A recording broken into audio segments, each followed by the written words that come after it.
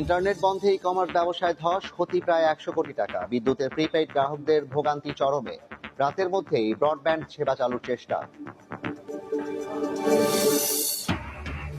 কারখানা বন্ধ থাকায় পোশাক খাতে প্রতিদিন ক্ষতি 1600 কোটি টাকা। কিছুক্ষণ পর প্রধানমন্ত্রীর সঙ্গে ব্যবসায়ীদের বৈঠক। ঝুঁকি নিয়েও চলছে চট্টগ্রাম বন্দরের কার্যক্রম। 3 দিন ধরে বান্দরবানে আটকা 2 শতাধিক পর্যটক, সব বন্ধ থাকায় চরম ভোগান্তি। নিরাপত্তা নিশ্চিতে শহর জুড়ে আইন শৃঙ্খলা বাহিনীর কঠোর নজরদারি। এবং জো বাইডেন সরে যাওয়ার পর আলোচনায় মার্কিন রাজনীতি। ডেমোক্রেটিক পার্টির পরবর্তী প্রেসিডেন্ট প্রার্থী হিসেবে এগিয়ে কামালা হ্যারিস। তালিকায় আছেন মিশেল ওবামাও।